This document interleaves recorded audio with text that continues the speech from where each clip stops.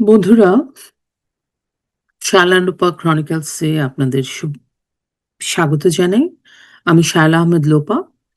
আ আজকে এসছি আপনাদের সাথে আলোচনা করতে। আমার আজকের আলোচনার বিষয় রাজাকার। রাজাকার কি? জুলাই ২০২৪ সের যে উম ছাত্রদের যে আপরাইজিং বলেন, জুলাই আপরাইজিং বা আন্দোলন বা ষড়যন্ত্র বা যেটাই হোক, যাই করেছে, যে করে একটা স্টেবল গভর্নমেন্টকে নামিয়ে দেওয়া হলো, এর পেছনে যে কারণগুলো ছিল তার মধ্যে আ আমরা আসলে আ একটা জাতির একটা বিশাল অংশ বিভ্রান্ত ছিলাম। আমাদেরকে বিভ্রান্ত করতে পেরেছিল। আমরা বোধহয় একটা ৫৪ বছর যে একটা ভ্রান্তির মধ্যে ছিলাম, সেটার থেকে বোধহয় আমরা গত ১৬ মাসে একটু, একটু করে সেই ভ্রান্তি থেকে বেরিয়ে আসতে পেরেছি। তার মধ্যে এই রাজাকার শব্দটা খুব গুরুত্বপূর্ণ। কারা রাজাকার? রাজাকার কি? আপনাদের মনে আছে আ জুলাই আ আ যখন নাকি ছাত্ররা রাস্তায় নেমে এসেছিল জুলাই ২০২৪ এ, তখন একটা পর্যায়ে তারা বলছিল, স্লোগান দিচ্ছিল, বাংলার আকাশে বাতাসে চ্যান্টিং হচ্ছিল, স্লোগান হচ্ছিল, "তুমি কে? আমি কে? রাজাকার, রাজাকার।" অথচ এই বাংলাদেশে রাজাকার হচ্ছে এমন একটা শব্দ, সেই শব্দটাকে সবাই ঘৃণা ভরে উচ্চারণ করে। কারণ এই শব্দটা, এই রাজাকার শব্দটা কোনো সভ্য লোক নিজেকে, বাংলাদেশের মানুষ নিজেকে বলবে না, "আমি রাজাকার।" কখনোই না। বিশ্বাসঘাতককে কেউ বিশ্বাসঘাতক বলে, ট্রেইটরকে কেউ বলে, "আমি ট্রেইটর?" নো। এবং তাকে সমাজে এবং দেশে এবং মানুষের কাছে, বিবেকবান মানুষের কাছে এরা পরিত্যাজ্য। কিন্তু তারপরেও আমি রাজাকার, আমি রাজাকার বলে যে চ্যান্টিংটা হলো, এটা কেন হলো? এই স্লোগানটা কারা দিল? ইয়াং জেনারেশনের একটা অংশই তো দিয়েছিল। কিভাবে দিয়েছিল? একে ধারা দ্বারা ও জুলাই ২০২৪ এ গান গাইছে, মুক্তিযুদ্ধের গান বা বঙ্গবন্ধুর ভাষণ দিচ্ছে। সাথে, সাথে বলছে, "আমি রাজাকার, আমি রাজাকার। তুমি কে? আমি কে? রাজাকার, রাজাকার।" বন্ধুরা, ১৯৭১ সালে রাজাকার বাহিনীর সদস্য সংখ্যা নিয়ে আজও মতভেদ আছে। রাজাকার হচ্ছে সেই মানুষগুলো যারা মুক্তিযুদ্ধের সময় বাংলাদেশের মানুষের পক্ষে, মুক্তিযুদ্ধের পক্ষে, বাংলাদেশের আ উম মানুষের পক্ষে মুক্তিযুদ্ধে অংশ নেয়নি। তারা পাকিস্তান শাসক বাহিনী, মিলিটারি বাহিনী উম আ সাপোর্ট সিস্টেম হিসেবে কাজ করেছে। তারা আমাদের মুক্তিযোদ্ধাদেরকে ধরিয়ে দিয়েছে, তারা আমাদের নারীদেরকে ধরিয়ে দিয়েছে, আমাদের ঘরবাড়িতে অগ্নিসংযোগ করেছে এবং তাদের দ্বারাই আসলে বা পাকিস্তানি মিলিটারিরা আমাদের বাড়িগুলো চিনতে পেরেছে, আমাদের মুক্তিযোদ্ধাদের বাড়িগুলো চিনতে পেরেছে। তারা আমাদের যে নৃশংসতা হয়েছে ১৯৭১ সালে গণহত্যা হয়েছে, সেই গণহত্যাকে বেগবান করতে এই রাজাকার, আলবদর, আল-শামস ভীষণ গুরুত্বপূর্ণ ভূমিকা রেখেছে এবং তাদের রাজনৈতিক দলের নাম জামায়াতে ইসলাম এবং ছাত্র সংগঠনের নাম ছাত্র শিবির এবং তারা তাদের সহযোগী সংগঠন তাদের সমর্থন দিয়েছিল এবং সাথে, সাথে বিভিন্ন আ ব ব বিভিন্ন মহল্লায়, পাড়ায় তারা কমিটি করেছিল। সে কমিটির নাম শান্তি কমিটি। ১৯৭১ এর মহান মুক্তিযুদ্ধের পরে ম রাজাকার বাহিনীর সদস্য সংখ্যা নিয়ে বিভিন্ন ধরনের মতভেদ দেখা যায়। মতভেদ আছে, আবার একেকটা গোষ্ঠী একেকভাবে আ উম রাজাকারের সংখ্যা বলেছেন। যেমন পাকিস্তানের হিসেবে আগস্টের দিকে ১৯৭১ এর সংখ্যা ছিল ১১,০০০ থেকে ১২,০০০। বাংলাদেশ সরকার ১৯৭৩ সালে বলেছিল ৩০ থেকে ৪০,০০০ এর মধ্যে রাজাকার বাহিনী আছে। যারা মুক্তিযুদ্ধের সময় পাকিস্তানি পাকিস্তানি মিলিটারিদেরকে সাহায্য করেছে, পাকিস্তানকে সাহায্য করেছে, বাংলাদেশের মুক্তিযোদ্ধাদেরকে ধরিয়ে দিয়েছে, বাংলাদেশের সাধারণ নারী, শিশু এদেরকে ধরিয়ে দিয়েছে এবং মানুষের অগ্নিসংযোগ, চুরি, ডাকাতি, রাহাজানি, লুণ্ঠন সবকিছু করেছে। সেগুলো আছে ১৯৭৩ সালের পরিসংখ্যান অনুযায়ী সে সময় বলা হয়েছিল ৩০ থেকে ৪০,০০০। আর মার্কিন ও ভারতীয় সূত্র থেকে জানা যায় প্রায় ৩৫ থেকে ৪০,০০০ রাজাকার বাংলাদেশে সেই সময় ছিল। সংখ্যা যাই হোক, রাজাকার বাহিনী গঠনের পেছনে একটি মানে অফিসিয়াল বয়ানটি কি ছিল? তারা কি স্বেচ্ছাসেবক ছিল যারা পূর্ব পাকিস্তান শান্তি শৃঙ্খলা রক্ষায় ভূমিকা রাখবে? মানে আসলে এই রাজাকার বাহিনী কেন প্রতিষ্ঠিত হয়েছিল? মানে পূর্ব পাকিস্তান কে শান্তি শৃঙ্খলা রক্ষার জন্য, নাকি যেন মুক্তিযুদ্ধ করে স্বাধীন না হয় বাংলাদেশটা সেটার জন্য? ব্যাপারটা তো তাই ছিল। কিন্তু বাস্তবে কথাটা আপনি যদি একটু একটু গভীরভাবে চিন্তা করি তাহলে আমরা দেখি এরা ছিল ঘাতক। এরা ছিল মিলিশিয়া বা প্যারা মিলিটারি ফোর্স, যারা পাকিস্তানের হয়ে আ যাদের কাজ করেছে এবং যাদের হাতে পুড়েছে গ্রাম, লুণ্ঠিত হয়েছে ঘর, আর নারী হারিয়েছে সম্মান, সম্ভ্রম, জীবন, এবং মুক্তিযোদ্ধাদেরকে তারা ধরিয়ে দিয়েছে মিলিটারিদের, পাকিস্তান মিলিটারির কাছে। রাজাকার কোনো নিরপেক্ষ বাহিনী ছিল না। তাদের মানে রাজাকার কিন্তু এমন না যে ধরে, ধরে পথে, পথে একটা করে রাজাকার জোগাড় করে ফেলল ৩০-৪০ হাজার। না, এরকম ছিল না। এদের রাজনীতি ছিল ইসলামের আড়ালে পাকিস্তানকে রক্ষা করা। সবসময় তারা ধর্মটাকে ব্যবহার করেছে, সবসময়। জামাত ইসলামের এই তথাকথিত ইসলামী রাজনীতি ১৯৭১ সালের রক্ত, ধর্ষণ, অগ্নিসংযোগ সংযোগের মধ্য দিয়ে প্রকাশ পেয়েছিল, এবং ১৯৭১ সালে কিন্তু জামাত ইসলাম তার চেহারা বুঝিয়ে দিয়েছিল। তাদের পেছনে ছিল মার্কিন সাম্রাজ্যবাদ, যারা পাকিস্তানে আইএসআইয়ের মাধ্যমে এই অঞ্চলের ভূ রাজনীতি নিয়ন্ত্রণ করত। ৫৪ বছর পর ইতিহাস যেন আবার অন্য রূপে ফিরে এসছে। ২০২৫ সালে, মানে ২০২৪-এ আমরা দেখেছি যেমন রাজাকার, রাজাকার স্লোগান হচ্ছে। ছেলেপেলেরা নিজেদের আ মেয়েরা নিজেদেরকে ব্যানারে নিজেদের হাতে পোস্টার নিয়ে দাঁড়িয়ে আছে, "আমি রাজাকার, আমি রাজাকার।"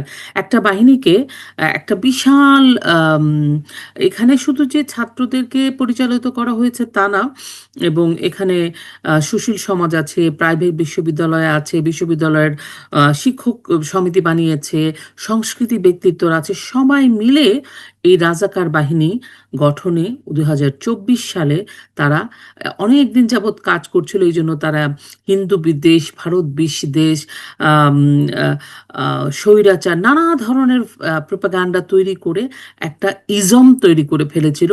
যে ইজমের মূলে তারা রাজাকারদেরকে বাংলাদেশের মাটিতে ৫৪ বছর পরে প্রতিষ্ঠিত করতে চেয়েছে।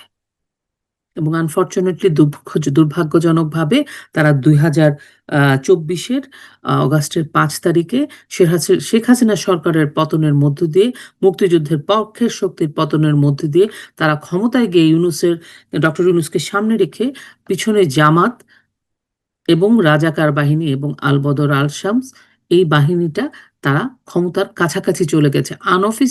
অফিসিয়ালি যদি আপনি বলেন যে তারা নির্বাচিত সরকার না, সবই ঠিক আছে। কিন্তু আনঅফিসিয়ালি কিন্তু জামাতই এখন ক্ষমতার সর্বোচ্চ ক্ষমতায়। প্রতিটা অফিস, আদালত, স্কুল, কলেজের শিক্ষক, সমস্ত কিছুতে দেখবেন আপনি জামাতের আধিপত্য। বন্ধুরা, ২০২৫ সালের জানুয়ারি, আম ও মানে জানুয়ারি মাস থেকে আপনি যদি চিন্তা করেন তাহলে অক্টোবর মাসে নতুন করে বাংলাদেশে সক্রিয় হয়েছে মার্কিন ও পাকিস্তানি অপারেশন।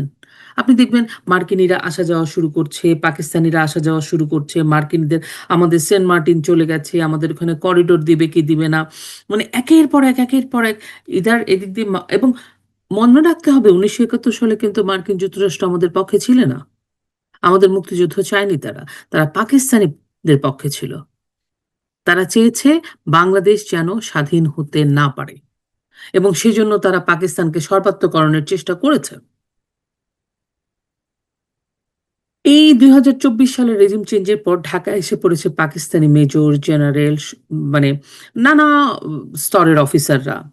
জেনারেল শহীদ আমির আফসার আইএসআই এর কর্মকর্তা, আর বাংলাদেশের লেফটেন্যান্ট জেনারেল কামরুল হাসান। আপনি দেখেন বাংলাদেশে এসছে যে মানে পাকিস্তানি মেজর শহীদ আমির আফসার, যিনি আইএসআই এর কর্মকর্তা, পাকিস্তান ইন্টেলিজেন্সের। অন্যদিকে বাংলাদেশের লেফটেন্যান্ট জেনারেল কামরুল হাসান গেছেন পাকিস্তানে। পারস্পরিক সহযোগিতার মাধ্যমে আসলে তারা কি করছেন বাংলাদেশে?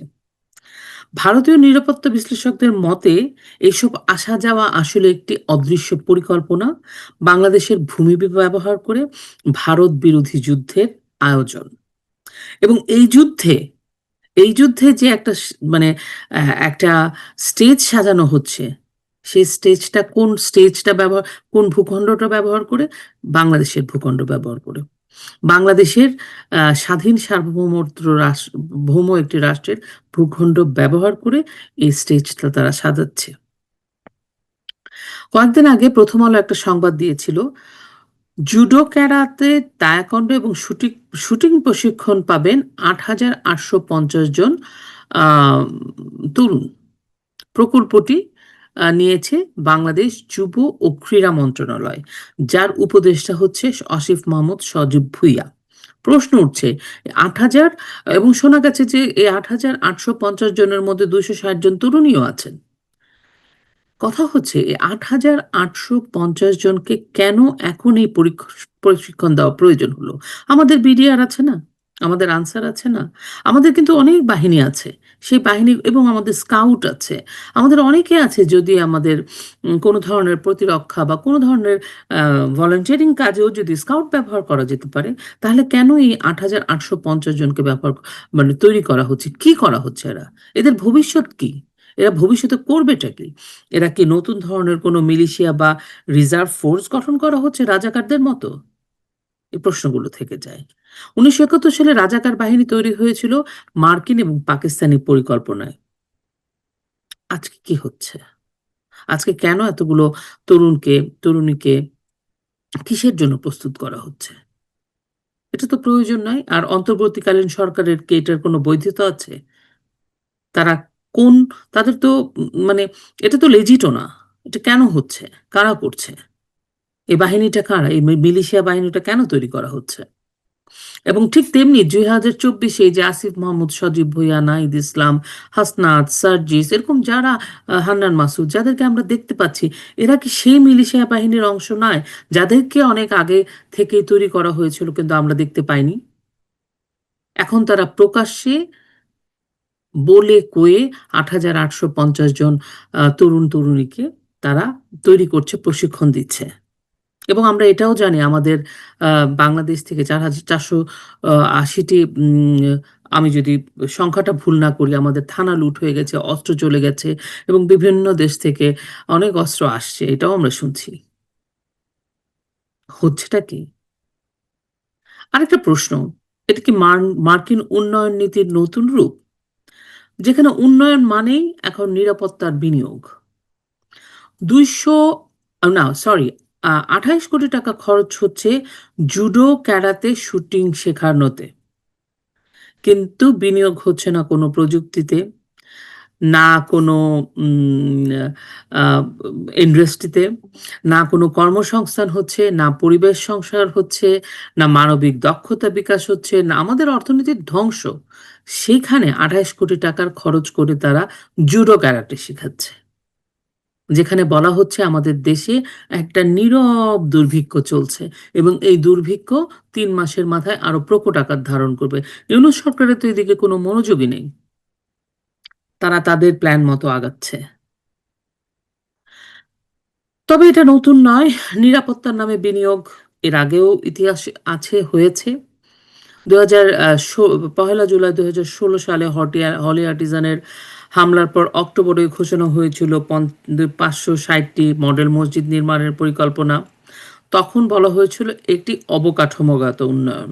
কিন্তু বাস্তবে এটি ছিল নিরাপত্তা রাজনীতির আরেক বিনিয়োগ। নিরাপত্তা কি হয়েছিল? ৫৬০টি মডেল মসজিদ। এখন কি করছে? এই মডেল মসজিদগুলো হচ্ছে কি? যেখানে অলিতে গলিতে মডেল মসজিদ তো দরকার ছিল না। মডেল মসজিদ হয়েছে কিন্তু আমাদের কোনো সংস্কৃতি, ক্রীড়া, গান, বাজনা কোনো কিছুতে কোনো বিনিয়োগ হয়নি।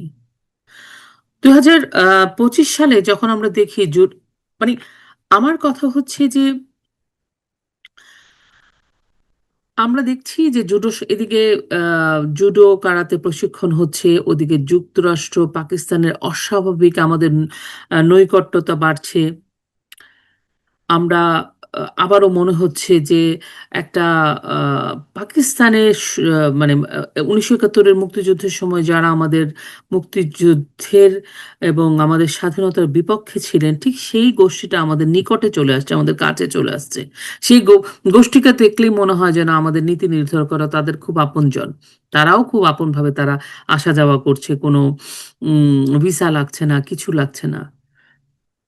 মনে হচ্ছে যেন সবকিছু সেই ১৯৭১ এ যা ঘটেছিল তাই। আমরা কি আবারও কোনো নতুন রাজাকারের অধ্যায়ের দিকে হাঁটছি?